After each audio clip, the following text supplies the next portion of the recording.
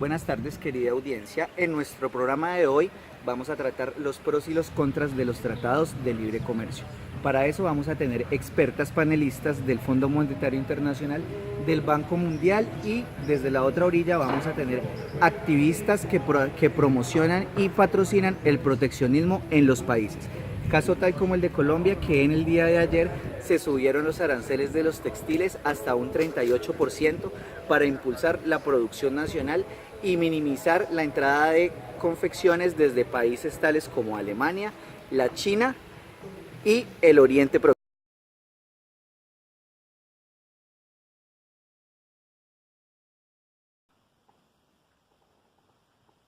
Buenas noches. Hoy vamos a hablar de los pros y los contras del libre comercio y la globalización. El rol de las instituciones internacionales, dentro de las cuales está el Fondo Monetario Internacional, el Banco Mundial y el Banco Interamericano de Desarrollo. El Fondo Monetario Internacional es una organización conformada por 187 países, la cual trabaja para promover la cooperación monetaria y asegurar la estabilidad financiera para facilitar el comercio internacional, promover un alto nivel de empleo y el crecimiento económico sustentable. La mayoría de los recursos que tiene hoy el Fondo Monetario los obtiene de préstamos que proceden de los países miembros, principalmente del pago de cuotas. Esos son los recursos con los que se financia. El valor de los derechos se fija diariamente en función de 4 monedas: el euro, el yen japonés, la libra esterlina y el dólar de los Estados Unidos. El Fondo Monetario Internacional es una organización conformada por 187 países, como lo hemos dicho, para promover la cooperación monetaria mundial y asegurar la estabilidad financiera, facilitando el comercio internacional. Desde 1944 fue creado y en este momento cuenta con 45 gobiernos acompañándolo. Dentro de los países miembros del Fondo Monetario Internacional con las mayores cuotas está Estados Unidos, también participa Japón, Alemania y Reino Unido también con una gran participación. El Banco Mundial es una fuente vital de asistencia financiera técnica de los países en desarrollo de todo el mundo.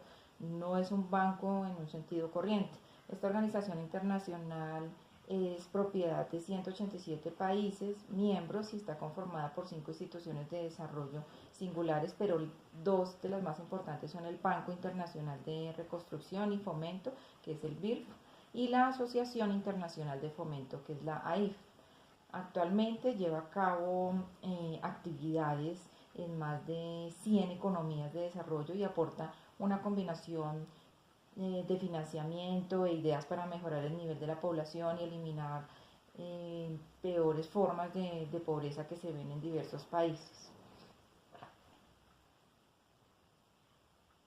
Bueno, la sede del Fondo Monetario Internacional actualmente es en Washington, Estados Unidos, y cuenta con más o menos 10.000 empleados en nómina y en su staff.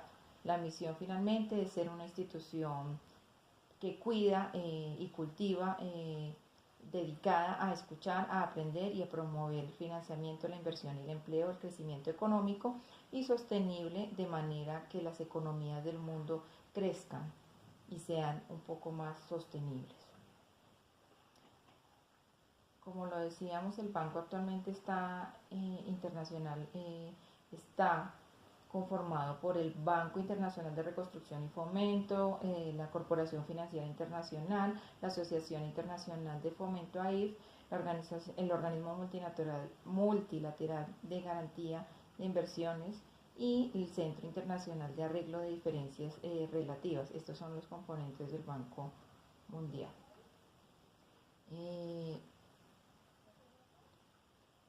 Asimismo, la Corporación Financiera Internacional tiene como misión fomentar la inversión sostenible del sector privado en los países en desarrollo, con funciones de otorgamiento de préstamos a largo plazo, asimismo dar garantías y servicios de gestión de riesgos para los clientes y para los inversionistas.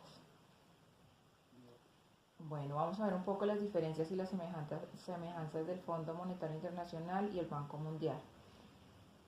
El Fondo Monetario Internacional se ocupa entonces de cuestiones macroeconómicas y la cooperación internacional en lo relacionado con la política monetaria, mientras el Banco Mundial lucha contra la pobreza y se concentra más en el desarrollo económico de largo plazo. Son instituciones finalmente que forman parte del sistema de las Naciones Unidas y comparten un idéntico objetivo, el cual es mejorar la calidad de vida de los países y el nivel económico, y brindan apoyo técnico y financiero.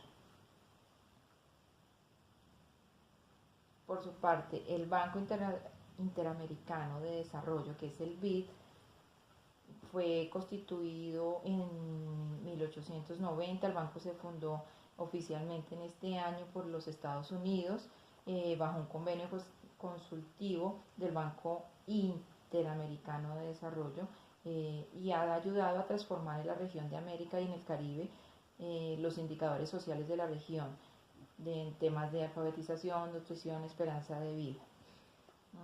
La mayor fuente de financiamiento para el desarrollo de América Latina y el Caribe está asociada pues al Banco Interamericano de Desarrollo BID con principios de integridad, transparencia y rendición de cuentas. El BID finalmente es la principal fuente de financiamiento y pericia multilateral para el desarrollo económico y social de los países de América Latina y del Caribe. Los accionistas son 48 países miembros representados por el directorio ejecutivo. Son países, se dividen entre países miembros prestatarios y no prestatarios. Bueno, ahora vamos a hablar un poco del libre comercio. ¿Qué es el libre comercio? El libre comercio se refiere en términos simples a la capacidad de adquirir bienes o servicios sin obstáculos que impidan su transacción. Esto va desde los precios hasta las contrataciones. La principal barrera moderna ha consistido en diferentes condiciones establecidas en cada país para el comercio con otros países, como las exportaciones o las importaciones, e incluso entre empresas. Con el libre comercio esto queda de lado, de manera que no hay barreras ni de tipo arancelario, ni de impuestos, ni cualquier otra condición monetaria, pero tiene algunas ventajas y algunas desventajas. Aquí les vamos a presentar 10 de ellas. Bueno, dentro de las ventajas del libre comercio está vendiendo más allá de las fronteras. ¿Qué quiere decir esto? Que si accedes a un mercado internacional se traduciría en un mayor aprovechamiento de los rendimientos crecientes, lo que significa que será posible que puedas vender a un costo menor a tu cliente y todos salgan ganando. Esto es un tema de gana-gana. Esto siempre y cuando cuentes con una empresa que tenga la capacidad de expandirse para cumplir con los requerimientos de los clientes internacionales. Otra de las ventajas es la asociación entre diferentes economías. Aunque parezca desfavorable que una economía en desarrollo tenga una relación de libre comercio con otra de primer mundo, esta relación puede realmente ser ventajosa. Por ejemplo, si vives en un lugar en vías de desarrollo y lo que vendes es materia prima, esta será altamente requerida para alguien que viva en un país desarrollado y la ocupe para manufacturar un producto determinado. De esta manera el beneficio para ambas partes es interesante. Bueno, otra de las ventajas que tiene el libre comercio es la oportunidad de empleos. Al desaparecer las condiciones y barreras comerciales entre los países, es más fácil que uno de ellos establezca una o varias empresas en otro país. Entonces, si vives en un país cuya economía es emergente, lo anterior te favorece porque puedes conseguir empleo en una de estas empresas, sobre todo si vienen de un país desarrollado. Si bien lo hacen porque la mano de obra es menor que en su lugar de origen, los sueldos a nivel local suelen ser más competitivos a los de otras empresas y no solo benefician a la economía del país, sino a los de otros países. Otra ventaja del libre comercio es el mayor crecimiento tecnológico. Pues la transferencia e intercambio de tecnología de un país a otro hace que el país crezca. Si trabajas en una empresa transnacional te darás cuenta que el equipo, los procesos, los software y la tecnología son iguales a los utilizados en el país de origen de esa empresa. Esto se traduce en un mayor crecimiento profesional y económico para ti, y además que las demás empresas también actualicen y pongan a la vanguardia todos sus procesos, de manera que la calidad aumenta, la economía local aumenta y la economía finalmente crece. Otro aspecto que se resalta del libre comercio es la mayor libertad económica. Cuando existe una política de libre comercio hay un mayor desarrollo y crece el nivel de libertad económica. Si vives en un país donde existe un convenio de libre comercio, tienes la capacidad de elegir y así tener un mayor control de tu vida, disponer de una gama de productos y servicios que tal vez no existen en otros países. Entonces la economía florece y da como resultado un crecimiento económico próspero. Cuando esto ocurre, pues incluso los sectores más pobres de tu entorno obtienen un beneficio igual o mayor a aquellos con mayor poder adquisitivo. Otro punto a resaltar es menos corrupción y más libertad económica cuando hay libre comercio. ¿Por qué?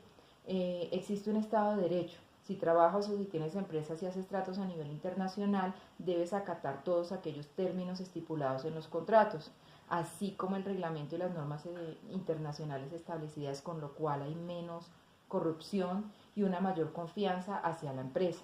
Si antes tenías que pagar tarifas arancelarias de aduana, lo que fomenta en algunos casos la corrupción porque piden comisiones, ahora no será necesario, ya que estando respaldado por un Estado de Derecho fuerte, gozarás de más libertad económica.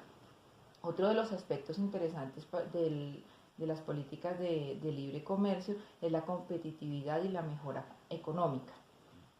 Una de las mejores ventajas, diría yo, si la empresa o negocio vende un servicio o un producto al exterior, pues debemos estar a la altura de los competidores, tanto nacionales como internacionales, al fomentar las buenas prácticas de manufactura, potenciar la productividad y la eficiencia. No solo estarás a la altura de tus mejores competidores, sino tendrás una mayor calidad y por ende mejores dividendos.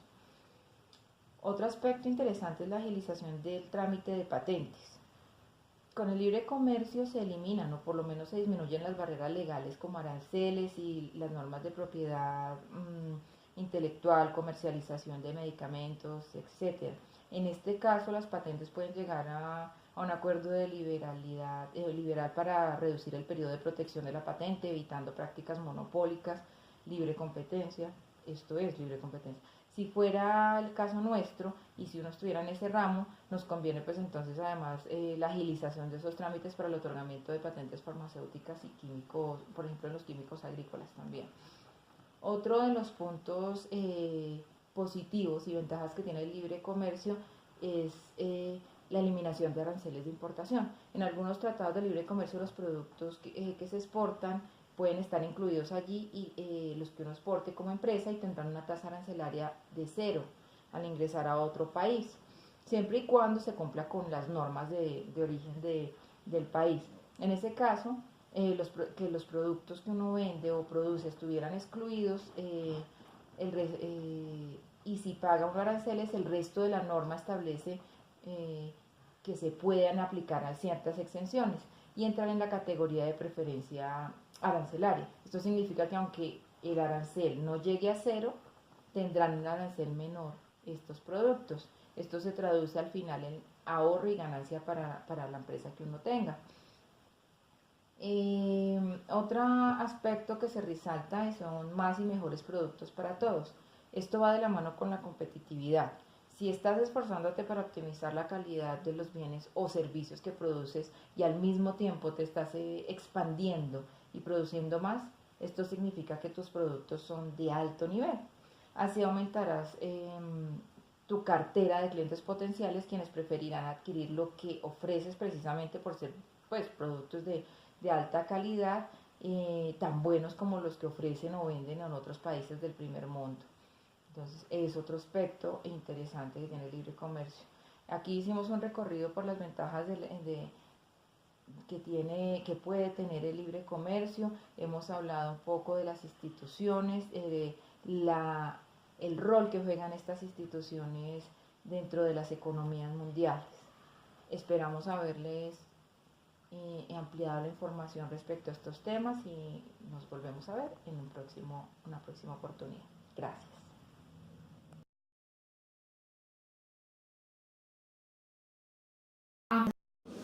En cuanto a la globalización, podemos decir que en el mundo actual ninguna nación se encuentra en una posición de aislamiento económico.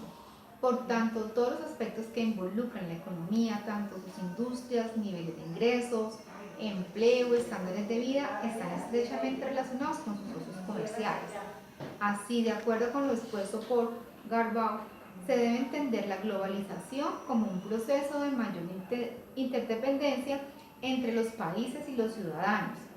Consiste en una mayor integración de mercados de productos y servicios entre las naciones por medio del comercio, migración e inversión extranjera, pero que además incluye elementos no solo económicos, sino también la cultura y el entorno. Por su parte, autores como Dierdorf y Steele establecen que la globalización es el crecimiento internacional, pero además es la expansión de otros aspectos, como por ejemplo la inversión extranjera directa, las empresas multinacionales, la integración de los mercados mundiales de capital, alcance extraterritorial de las políticas del gobierno, la atención de las ONG sobre cuestiones de interés del mundo, así como las limitaciones políticas gubernamentales impuestas por organismos internacionales. En ese sentido, la globalización y las diferentes olas en las que se ha presentado a lo largo de la historia han permitido evidenciar los efectos positivos y enfatizar su importancia en puntos tales como los siguientes. Primero, uno de los pros de la globalización es un aumento de las tasas de progreso tecnológico y el crecimiento de la productividad en los países. Lo anterior como consecuencia que la competencia obliga a muchas empresas a innovar, a economizar en el trabajo y aumentar la productividad, permitiendo de este modo que los productores nacionales estén más atentos a mejorar la calidad de sus productos y también a generar nuevos desarrollos.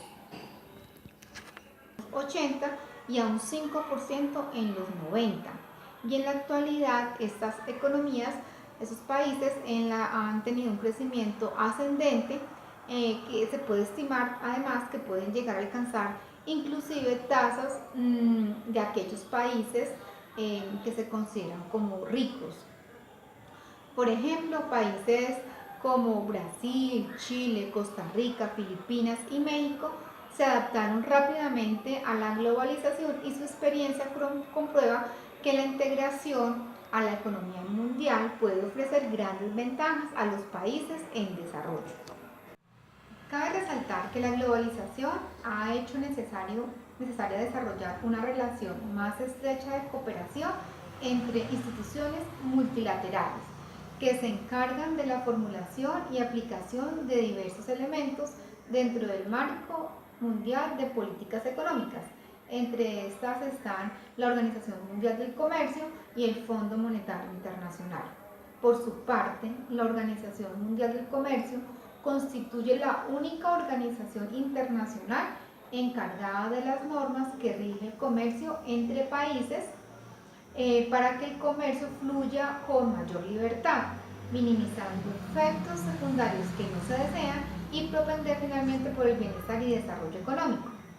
La Organización Mundial del Comercio está dirigida por los gobiernos que son miembros, es decir, están representados por 164 países que representan el 98% del comercio mundial. Los pilares sobre los cuales se fundamenta son los acuerdos de la OMC, que han sido negociados y firmados por la mayoría de los países que participan en el comercio mundial, reuniendo bajo un mismo techo las economías tanto grandes y pequeñas, donde todas tienen voz. Esos documentos establecen las normas fundamentales del comercio internacional. Puede decirse que son esencialmente contratos que obligan a los gobiernos a mantener políticas comerciales dentro de aquellos límites que han sido convenidos y los cuales tienen como finalidad pues ayudar a los productores de bienes y servicios de los países, a los exportadores, a los importadores, a desarrollar pues de manera eficiente sus actividades, permitiendo a la vez que los gobiernos alcancen objetivos tanto desde las dimensiones sociales y ambientales y permitiendo obviamente generar más empleo y un crecimiento económico para los países. Por tanto, podemos decir que la OMC hace una contribución significativa para el logro de la globalización, ya que desarrolla algunas funciones principales como son, por ejemplo, administrar los acuerdos comerciales establecidos por los gobiernos, generar foros de negociaciones comerciales, tratar de resolver aquellas diferencias comerciales que se puedan generar entre los países, supervisar las políticas comerciales nacionales, pero también tiene una función importante y es que hace una asistencia técnica y cursos de formación para los países en desarrollo y por último también la cooperación con otras organizaciones internacionales. Esencialmente, dentro del marco de cooperación, la OMC asegura que las tensiones que se pudieran generar entre los países miembros pues no lleguen a confrontaciones más serias.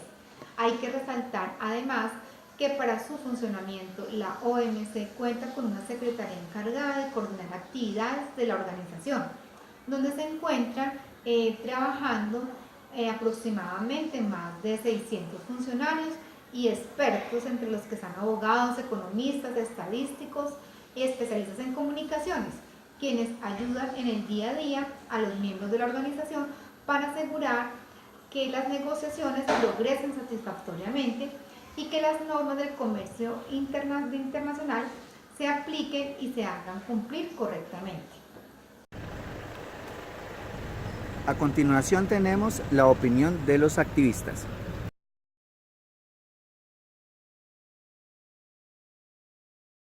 Los contras de los tratados de libre comercio TLC y la importancia del proteccionismo. En el mundo globalizado actual, donde se han reducido las distancias físicas a través de los avances tecnológicos, se aprecia como un objetivo natural de desarrollo poder comerciar con libertad. De allí que muchos países se interesen en crear especies de sociedad, clubes o carteles donde no operen factores restrictivos como impuestos o aranceles. Esos acuerdos de tiempo indefinido a los que llegan los gobiernos de estas naciones en materia de inversiones, políticas de competencia, servicios financieros, telecomunicaciones, comercio electrónico, asuntos laborales, solución de controversias, entre otros, es lo que se conoce como Tratados de Libre Comercio TLC. 3 razones generales para apoyar el proteccionismo. 1. Los acuerdos entre naciones con distintos niveles de desarrollo económico, es decir, entre países con una economía desarrollada y países emergentes, no son tan equitativos como los convenios multilaterales que sí tratan de equilibrar el papel de las economías. 2. Las economías emergentes son las que salen perdiendo, ya que los tratados de comercio entre países desarrollados y emergentes no se están realizando con base en las diferencias que existen. 3. El libre comercio también puede aumentar la inestabilidad económica interna, ya que los mercados locales se vuelven dependientes de las importaciones mundiales. De ese modo, si el país es solo comercial, tienen problemas financieros. Eso puede afectar mucho al otro país. ¿A qué obstáculos y riesgos se enfrenta un país al firmar un TLC? En primer lugar, deben considerarse las complicaciones que puede traer la comercialización de determinados productos para un país, que incluso puede llegar al riesgo de quiebra para determinados productores. Imaginemos, por ejemplo, a un país pequeño productor de naranjas, que firme un tratado de libre comercio con otro con mayor capacidad de producción y menores precios. Pues las naranjas de este último país abarrotarán los precios del primero y hará insostenible la supervivencia de sus cultivadores de naranjas. Es decir, se trata de una cuestión de competitividad y equilibrio del mercado. En segundo lugar, el mercado local de un país puede hacerse dependiente de los productos foráneos, y un país dependiente de las importaciones verá complicada su estabilidad socioeconómica. De hecho, un país que importa más de lo que exporta, además de ver afectada su inflación, su balanza de pagos y su soberanía alimentaria, se expone a sufrir una fuerte crisis social cuando se produce un cuadro de escasez debido a la paralización de las importaciones.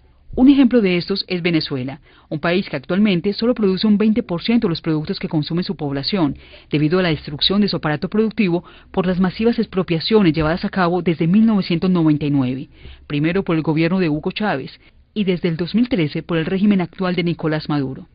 En tercer lugar, otra desventaja que se encuentra detrás de los tratados de libre comercio lo ofrece la experiencia de los países sujetos a la compra de derechos de propiedad intelectual, comprendiendo que los TLC no se limitan exclusivamente a la compra y venta de productos o servicios o la exoneración de aranceles, sino que además tiene que ver con la legislación en materia de derechos de propiedad, lo que definitivamente puede limitar la capacidad de competir de las empresas pequeñas locales frente a gigantes multinacionales, propietarias de patentes y marcas y manejadoras de grandes volúmenes de importaciones.